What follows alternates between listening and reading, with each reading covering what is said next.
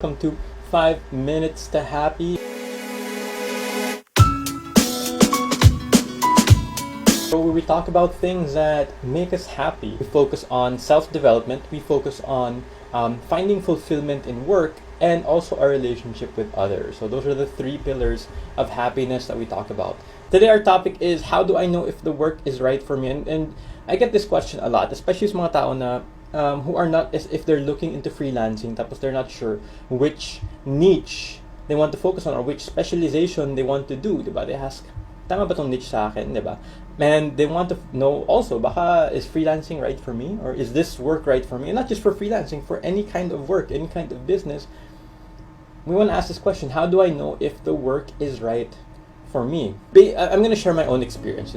When I first started freelancing 9 years ago, I had no idea that I'd end up doing online marketing work. Wala akong idea, wala akong even a semblance of imagination na I'd be doing online marketing work a few years after 2011. I had no idea that I would do consulting work for clients. And I especially had no idea that I would be teaching other Filipinos how to freelance with the VA Bootcamp nowadays. I'm doing all of these things that I never imagined. Hindi ko na talaga naisip before. So you might be wondering, how did I get here? A lot of people ask that question. How did I find out what was right for me? When in my own experience, it's not a smooth road. It's not easy, actually. It took me years of trial and error to get on the right path. I can provide you some direction based on my experience. Now, when it comes to finding the right path, or baka sa'yo, the right niche, the right specialization sa freelancing, or the right job na you want to apply for, or the right business, kumbaga, I usually compare it to finding the right ice cream flavor. Ang daming mga possible flavors for you to choose from. Like if you go to a place like Gelatissimo, or mga gelato, yung mga gelato nga store, it can be very confusing. Right? It can be very confusing when you see all the flavors. It can be very overwhelming. When you're trying to find the right niche, or you're trying to find the right job, it doesn't help if you try to learn all of the different kind of possible jobs. If aral kayo ng aral, it's tempting to enroll in all the courses, and then, diba, ang daming mga, especially sa VA Bootcamp, ang dami nating mga courses, and dami mga courses that we can see online. It's very tempting to enroll in all courses, to study all the different courses, and, just learn everything, but it doesn't really help you. In fact, most likely, it makes it worse when you're trying to learn everything. You're making it worse for yourself. It's like, ito, example natin, balik tayo sa ice cream, diba?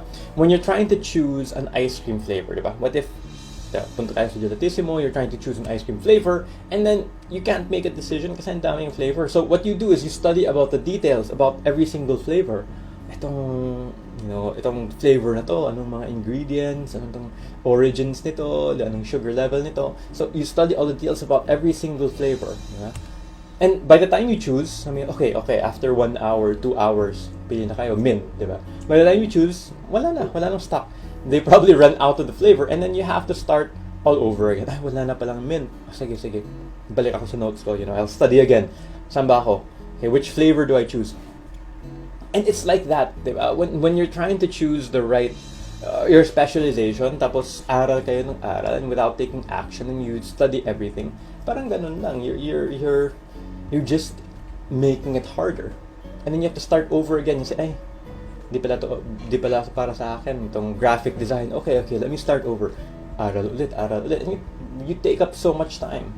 You start over with the process. It's actually better if you're choosing ice cream to just read the summary, di ba? Okay, may summary dito. Read the summary of the flavors, and then see what matches with what you might be interested in. Okay, itong ingredients na to, I'll try it, di ba? And then, diba, based on what you already like, do some taste tests, diba? Okay, you taste like 2 or 3, you don't go to a gelato place and then taste all the flavors. You don't do that, pero you taste like mga 2, 3, 4 flavors and say, okay, this is what I'm gonna choose. Choosing the right niche or job, of course, it's a bit more complicated than that. It's a bit more complicated than choosing ice cream flavors, pero it's similar din. Instead of studying every single thing that you can, instead of studying every single course, Like since the bootcamp, diba, we have, I don't know, like 20 courses right now. Instead of studying every single course that's there, you get an idea of what you might like based on reading summaries and getting just some basic information. And more importantly, this is the most important para sa akin, is through hands-on experience. Pero when I first started freelancing, I went doing admin. I went doing virtual assistant tasks. Because as a virtual assistant, you get a taste of everything. You can do some writing, you can do some graphics, you can do some social media. Ganun, diba? I tried social media, writing, admin, web design, marketing, graphics, and other areas. It gave me a taste test of the possibilities. And I was able to find out what was right for me. Because when you try, okay, you're given a task and you say, oh, parang this is nice. Parang gusto ko tong task na to. Okay? So, you get to have that taste test of possibilities. So I'll go to this Japanese idea of ikigai. It's a combination of the following. So what you enjoy, what you're good at, what you can get paid for, and what others need. Paano naman kung what you enjoy tapos hindi ka naman magaling? I like drawing pero di naman ako pwede graphic designer because I'm not really good at it. Or I enjoy singing pero di naman ako magaling kumanta, so I can't become a singer. Diba? Ano ganun. So it has to be you enjoy it, you're good at it. Or paano if you're good at it pero you're not happy? You won't last long.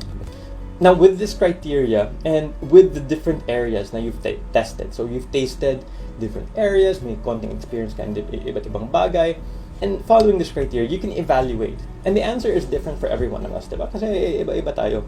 Some of us are going to be good sa writing, some of us are going to be good sa graphics, some of us are going to be good sa marketing. Based on this criteria, diba, you can choose which is right for you. Para sa akin, it's a never-ending journey of finding, of continuing, of continuing to grow and continuing to find path. We should always be evolving. Even if you're a good graphics designer and you're a graphics designer, you should always continue evolving because the world is ever changing. It's not one sure answer because we're always changing. The only thing that's constant is change. So tayo din, we have to always change. But always ask ourselves a question and always continue to strive to find what's right for us. Okay, here's a commitment. I want you to type this in the comments. It's just a commitment to yourself. It's more for yourself.